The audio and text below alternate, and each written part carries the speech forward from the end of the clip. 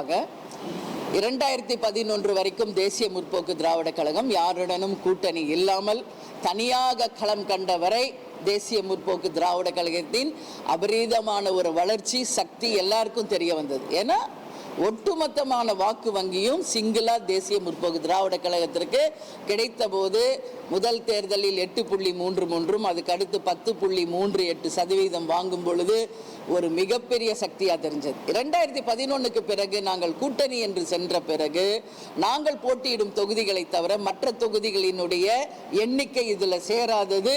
அப்போ கேப்டனும் சரி பல சவால்கள், அதாவது கூடையே இருந்து கேப்டன் சந்தித்த துரோகங்கள், எதிர்கட்சி தலைவரான 3 மாதத்தில் அவர் யாரெல்லாம் நம்பி எம்எல்ஏ பதவி கொடுத்தாரோ அவர்களெல்லாம் கேப்டன் முதுகில் குத்திட்டு அவர்கள் செய்த துரோகம், அதற்கு பிறகு நடந்த ஒவ்வொரு விஷயமும் ஒரு பெரிய ஒரு சர்க்கலை கேப்டனுக்கும் தேமுதிகவுக்கும் கொடுத்துச்சு. அன்னைக்கு கொடுத்த அந்த கேப்டனுக்கு கொடுத்த அந்த வழி தான் இன்னைக்கு அவரை ஹெல்த் கண்டிஷன்லையும் கொண்டு போய் சேர்த்துருக்கிறது. ஆனால் கேப்டன் யாருடனும் கூட்டணி வைக்கக்கூடாது என்ற உறுதியோடு இருந்தார். ஆனால் கூட்டணி வச்சோம், எதிர்கட்சி தலைவரான ஆனோம். அதற்கு பிறகு வந்த கூட்டணிகள் சரியாக அமையல.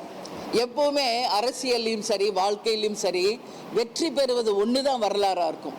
நாம் சந்திக்கிற தோல்விகளோ நாம் சந்திக்கின்ற எதிர்ப்புகளோ வரலாறாக மாறாது. அதனால் இதுவரைக்கும் நாங்கள் வெற்றிகளையும் பார்த்துட்டோம், தோல்விகளையும் பார்த்துட்டோம்.